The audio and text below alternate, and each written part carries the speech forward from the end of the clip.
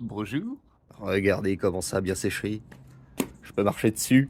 C'est trop bien. Je vous l'avais dit la semaine dernière, mais vous voyez, j'ai encore des morceaux de béton granuleux qui dépassent par ici et également un peu par là-bas. Pour remédier à ce problème, c'est pas compliqué, je remettrai encore une couche de réagréage. Je mettrai un tasseau ici pour éviter que le réagréage vienne coller là, parce que sinon ça fera tout plat partout et ça sera pas beau.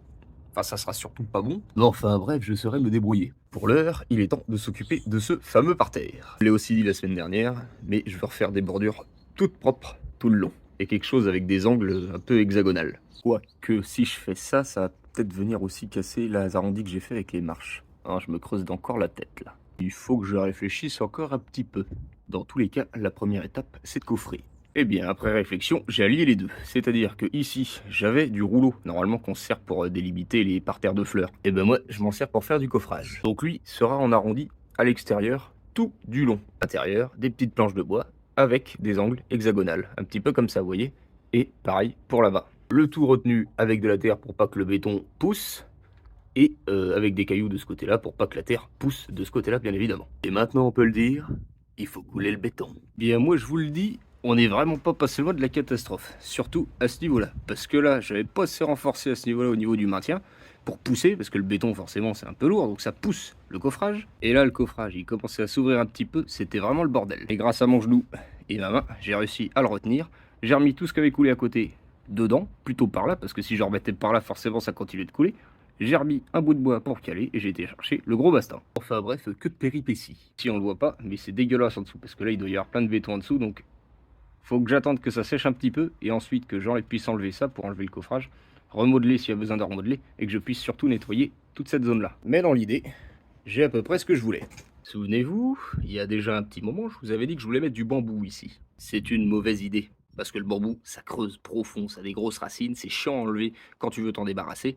Et en plus de ça, en dessous, j'ai de la canalisation, j'ai les fondations à côté, je ne préfère pas. Et puis ensuite, je me suis dit, ben, je vais mettre des plus petites plantes en terre, des trucs qui sont pas trop embêtants. Ben non, non plus. Parce que si ça doit être que c'est qu'elle est plus juteux. Je disais donc non, parce que si elles grimpent, et ben ici il y a la fenêtre, et je vais t'emmerder, parce qu'elles vont être devant la fenêtre, donc il va falloir tailler, tailler, tailler, et ça va être chiant. Et du coup, et ben, ce qu'on a décidé avec madame, et ben, c'est qu'on allait mettre tout simplement des pots. C'est-à-dire que ici on va recouvrir, on va essayer de faire une rivière de galets, là, une rivière stone, quelque chose de sympa quoi, et de mettre plutôt des pots avec des petites fleurs dedans, des petites plantes, et voilà. Vous commencez à me connaître, je vais pas m'arrêter là. Je vais aussi fabriquer quelques petites sculptures de jardin moi-même. Après, ça sera fait avec ce que j'ai sous la main, bien sûr. Et c'est d'ailleurs ce qu'on va faire maintenant, le temps que ça sèche. Ah oui.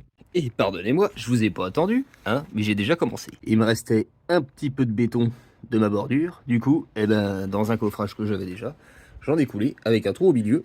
C'est une plaque de polystyrène qu'il y a en dessous pour retenir le tout. Comme ça va se modeler en plus avec des formes qui sont pas dégueulasses.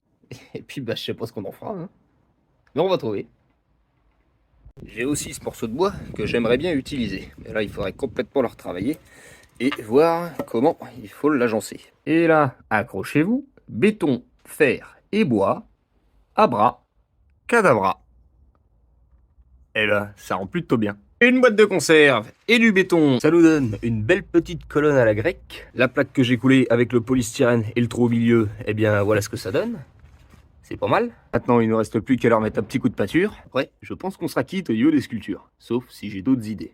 J'ai aussi décoffré la bordure et ça rend vraiment très bien. Surtout par là, je suis plutôt content. C'est propre. Il ne reste plus qu'à étaler la terre et passer un petit coup de ménage. Et là, maintenant que j'ai nettoyé, je viens de me rendre compte de bête connerie. C'est que j'ai pas poncé la poutre encore. J'ai encore tout dégueulassé. Bordel de chiottes.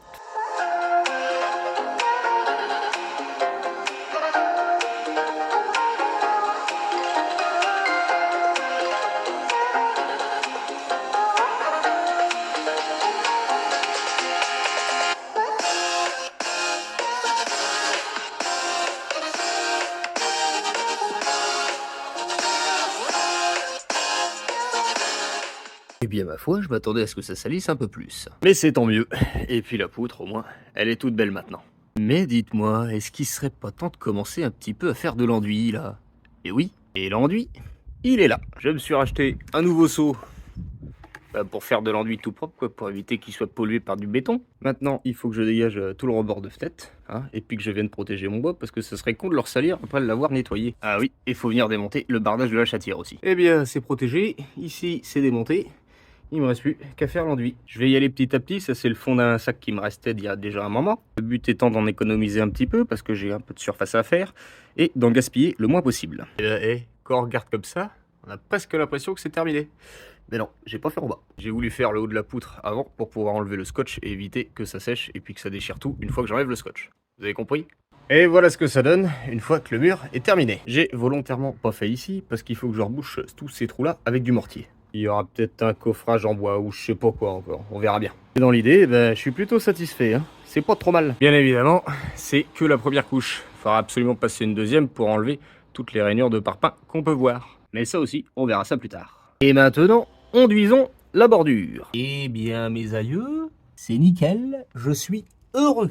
Maintenant, il faut que je m'occupe de nettoyer le bardage de la chatière parce qu'il est vraiment dégueulasse. Et après, je le refixe. C'est pas un travail de cochon, ça. Eh bah si, je suis venu boucher entre les deux bastins tout le long, hein, et puis forcément, j'en ai remis partout, parce que je peux pas faire ça proprement. Mais bon, une fois de plus, ça se reponce et ça sort l'azur. Ce qu'il nous reste à faire ici, c'est passer la deuxième couche d'enduit, choisir avec madame des graviers assez jolis, et trouver des plantes à mettre en pot pour orner un peu tout ça. Avant de remettre la chatière, je vais attendre de passer ma deuxième couche pour être sûr de pas refaire le crassou. Et qui sait, peut-être que je reviendrai faire une sculpture, je sais pas quoi encore, mais pour combler un petit peu par là. Ce que je vais faire, c'est que je vais faire tout ça en off, et puis je vous montrerai le résultat dans une prochaine vidéo. Il est maintenant l'heure pour moi de vous dire à la semaine prochaine, en vous souhaitant